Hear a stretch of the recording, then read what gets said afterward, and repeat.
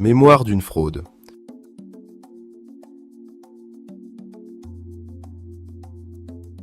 Le 12 octobre 2025, des millions de Camerounais croient en la promesse du vote, avec l'espoir d'un scrutin libre et sincère.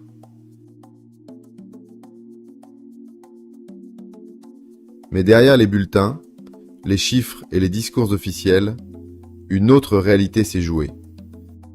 Celle d'une élection entachée de manipulations, de mensonges et de trahisons.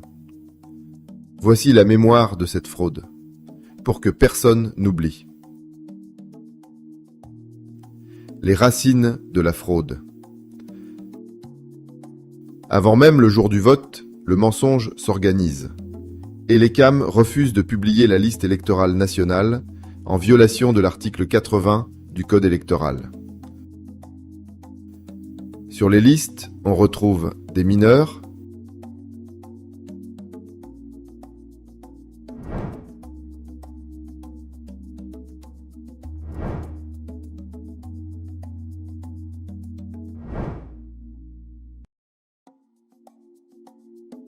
des personnes décédées,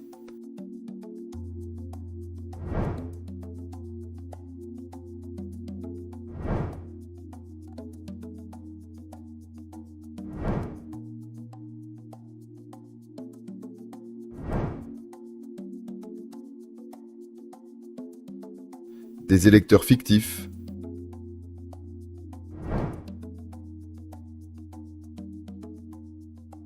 et même des citoyens avec plusieurs cartes.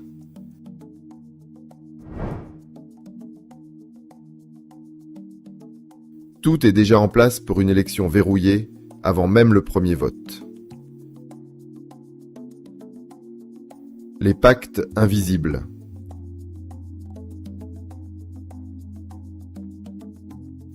Et cette fois, une ombre nouvelle plane sur le processus. Une convention signée dans le silence unit l'organe électoral à ceux qui prétendent défendre la transparence. L'ONU s'invite dans l'histoire mais sans la raconter.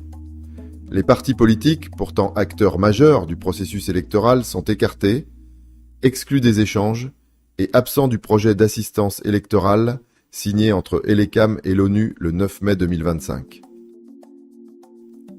Le peuple, lui, reste dans le noir, pendant que les accords s'écrivent dans le secret des bureaux. Le théâtre électoral.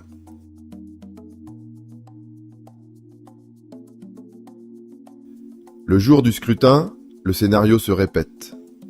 Des personnes votent dans plusieurs bureaux de vote pour le parti au pouvoir, avec la complicité des agents d'Elecam. Je suis Jean Bekram du PCRN. Nous venons de déceler un cas de fraude majeure au quartier Newton Aéroport, école bilingue des nations. Devant tout le monde, des gens viennent voter alors qu'ils n'ont pas qualité. Ils réussissent à voter dans les bureaux de vote. Là voilà, voici la dame qui a voté. Et son nom est pas là. Elle dit qu'elle est bien. Voilà.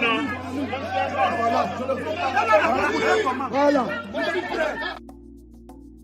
Ailleurs, les urnes se remplissent à huis clos.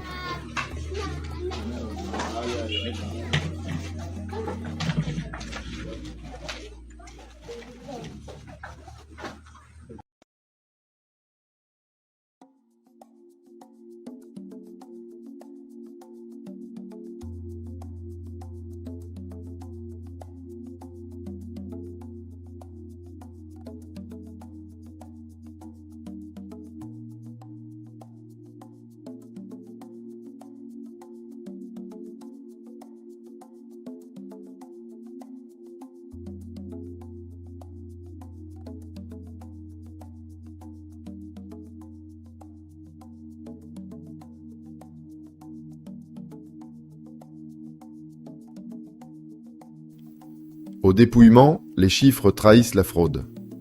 Il y a plus de bulletins que de votants. Écoutez-moi, dans ce bureau de vote, il y a eu 267 enveloppes, 367 candidats, 94 ont voté. Et on a reçu combien d'enveloppes? Bon, messieurs, exprimez-vous. Les 118 autres sortent d'où? Les 118 autres sortent d'où? C'est ce qu'on attend de vous. Les 118 autres sortent d'où? Les 118 autres sortent d'où? C'est une question. C'est une question. Tu vas recommencer. 49 c'est combien? Donc ça, on a 153 votants. On va avoir 153. Vous faites ça comment? On doit avoir 153 signatures. Donc ça s'est passé. Vous allez nous dire. Vous faites ça comment? Les scrutateurs de l'opposition sont écartés. Il est en train de dire que nous n'avions pas la mandation pour être dans les bureaux de vote. Le sous-préfet de Yaoundé premier. Le voici, c'est lui qui est la personne. Il a chassé mes scrutateurs dans le... J'ai qualité, vous n'avez pas aussi qualité de sortir mes scrutateurs. C'est comme ça. Dans les zones rurales, le bourrage devient systématique. Bonjour à tous, je suis David Nunga. Je fais cette vidéo pour faire une dénonciation des fraudes qui ont eu lieu dans le cadre des élections du 12 octobre dernier à Mbam, élection dans laquelle j'étais représentant de l'administration. Et dans un bureau de vote, je voudrais dénoncer ici toutes les manigances qui ont eu lieu et pour lesquelles j'ai malheureusement été impliqué. La démarche ici vise pour moi à soulager ma conscience parce que je ne suis pas quelqu'un qui prend part au faux. Et c'est également une manière pour moi de faire un mea culpa pour avoir été mêlé à ça. Le 12 octobre dernier, j'ai été dans un bureau de vote à Mbam. Le représentant de l'administration, c'était moi, David Nunga. La représentante de l'ECAM, c'était Madame Martha Voto. Et il y avait également un représentant du RDPC qui était Monsieur Ndongve. Et il y avait un bureau de vote. J'aimerais signaler aussi qu'il y avait un autre bureau de vote à côté. Nous étions deux bureaux de vote dans une même salle. Il y avait deux urnes. Donc il y avait un représentant du RDPC. Et donc l'élection a commencé, elle s'est poursuivie normalement. À partir d'un certain moment, le représentant du RDPC allait vérifier dans la poubelle pour voir quelles sont les tendances. Il a vu qu'il y avait beaucoup de bulletins blancs et il a pris son téléphone, il a marqué son mécontentement en appelant certaines personnes au téléphone et ses propos étaient les suivants. On donne notre argent aux communautés et ils viennent ici voter le FSNC. Qu'est-ce que cela signifie? Alors, il était fâché. D'après lui, il ne faut pas. Ils ont donné leur argent et on doit voter le RDPC. Et après ça, j'ai remarqué que le flux des lecteurs n'était plus le même. Les gens ne venaient plus. Peut-être les gens se sont dit qu'on a compris que nous votons parce que vous savez qu'on peut savoir quelles sont les communautés qui votent dans tel ou tel bureau de vote. Et donc, vers 17h, le représentant du préfet vient et le représentant du RDPC le suit et ils s'en vont poser. Et après, il parle avec la représentante de l'ECAM, de mon bureau de vote, et c'est elle qui me fait savoir que les instructions du préfet sont telles que le taux de participation est très faible. Parce qu'effectivement, dans notre bureau, il y avait 286 votants, 286 inscrits, supposés voter, mais à la fin, vers 17h30, on avait trop 85 qui ont effectivement voté. Donc, c'est ce qui s'est passé. Et donc, elle me fait savoir que l'instruction du préfet, c'est de commencer à bourrer les urnes. Et quand elle me fait savoir ça, je sors d'abord, je prétexte d'aller charger mon téléphone parce que je ne veux pas participer à ça. Malheureusement, pour moi, j'ai mal calculé le temps parce que quand je reviens, ils sont encore en train de bourrer les urnes. J'entre dans le bureau de vote, je me mets à prendre part. On me dit, prends le bulletin, donne ceci, fais cela. C'était sale. Donc, mettre les signatures. Vous voyez les registres dans lesquels on émargeait. On a mis les signatures pour ceux qui n'étaient pas là. On a mis les empreintes, mis les signatures, mis les empreintes, bourré les urnes.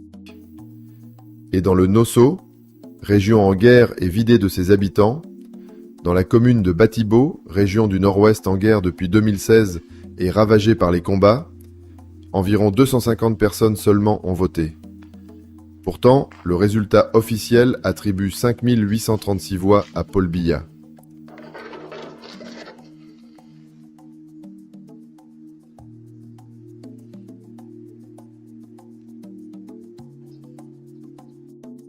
Le mensonge devient chiffre officiel.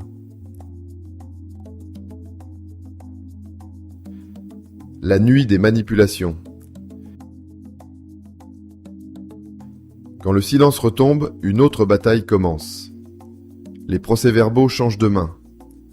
Les agents d'Elecam vendent leur intégrité pour falsifier les procès-verbaux. Non, c'est mauvais, il n'y a pas la blague là-dedans. Vous m'avez modifié, attends, je ne vais pas modifier.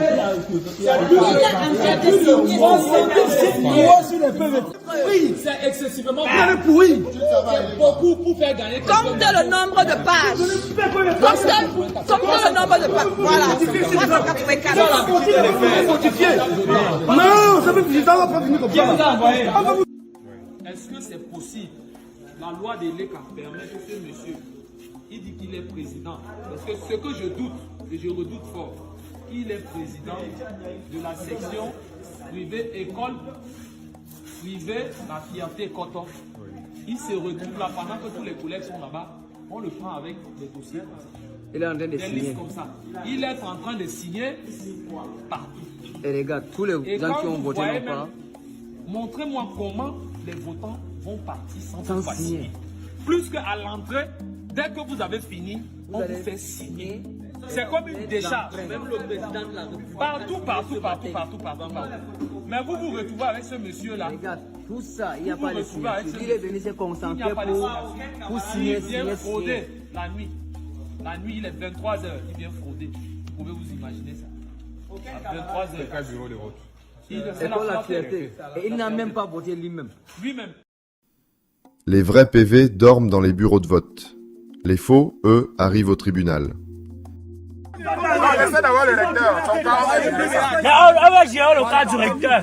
Non, laisse. Bon, écoutez, les Il n'y a gars. pas le représentant de Chioma. Ils sont au parquet en train de compter les prêts de soi. Il Il ne pouvait pas faire sortir ça sans. compte quoi, il est comme depuis. Il ne pouvait pas faire sortir ça sans représentant. Je suis entré avec l'autorisation de l'adjudant-chef qui était là pour encadrer la manifestation.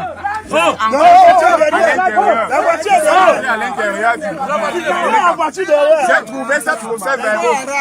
j'ai trouvé ces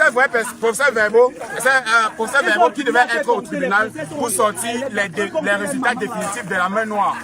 Donc, je n'ai pas vu ces résultats devraient être au tribunal pour sortir ce qu'on vient de nous donner. Mais le PV qu'on a fait. Ce n'est pas ils ont laissé ça à Elecam et parti au tribunal avec ce qu'ils ont fabriqué. Maintenant, nous avons les vrais PV qui sont sortis du terrain. Donc, nous allons comptabiliser ça et rendre compte à notre président national. Avec les vrais résultats. Groupe 7. Ici, avec les vrais résultats de la main noire. Nous sommes allés récupérer ça. Nous, on ne va pas vous expliquer comment nous avons fait pour récupérer. Mais nous, on a eu quelques résultats ici. Je vous mets à 100%. Et nous avons besoin d'un responsable pour venir nous trouver ici, pour récupérer ça, pour garder. Parce que c'est ça qui peut nous aider au tribunal demain. Et nous, on va continuer notre chasse devant le parquet. Certains avouent même avoir reçu des millions de francs CFA pour trahir la vérité du peuple. Inti, Anna Timna, Sharentara. Autant que Chakmila avec 30 millions. Layala, Kodlayala, Nanan Manamakaro, Chakama Trama, Trabana. Yaman, Yakuna, Chakamana, the 30 millions, Nama Elecam, Hanamakari, Naukaranasa, 30 millions, and go, and 30 millions, I want to Karanavi, you see that. Oui, je vous écoute, président. Oui, j'ai demandé si, monsieur Amand, j'ai demandé que si au niveau de Elecam là, vous avez, à votre niveau, est-ce que vous avez pris les dispositions pour leur dire ce qu'il faille faire pour gérer le bureau de vote? Pour gérer? Oui. Je vous ai dit que je les appelle un à un, pas tous, puisqu'on ne peut pas leur dire sans formation. Oui. On ne peut pas leur dire sans formation, et on ne peut pas dire ça à tous. Okay. Vous avez tout fait quand même pour que le RDPC gagne, non, quand même? On va tout, on a commencé, on fera l'effort pour que ça se passe bien. C'est ce qu'on essaie de faire, c'est ce que j'essaie de faire depuis. Je ne dors pas, président. Je ne dors pas. D'accord. Je crois que tu dois faire tout pour que le RDPC gagne. Faites tout. Absolument. Absolument. D'accord. Il faut qu'on le fasse. Bon, si dans un cas de victoire, je te donne combien? Vraiment, je me prononce en même temps. Vous allez juger président le frère, le maçon au pied du mur. Bon. Ok. Après les résultats, je te ferai un petit cadeau de 10 bâtons, hein, 6 millions. Ok. D'accord, président. Ok. Vous allez juger le maçon. Après, c'est compris, président. D'accord. Bon, merci. Bonne journée. Hein. Je vais me battre autant que je peux et après, là, vous allez apprécier dans tous les cas. D'accord, merci beaucoup. À tout de suite. Tout se joue loin des regards pendant que la nation dort. La victoire du mensonge.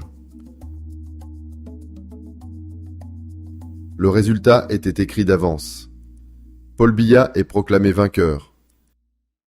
Je me suis appesanti sur les résultats officiels. Le mot officiel, tu l'as dit, il est important parce que ce sont des résultats qui ont été évidemment reconstruits, remasterisés, si on peut dire, et qui témoignent d'une volonté de créer une majorité.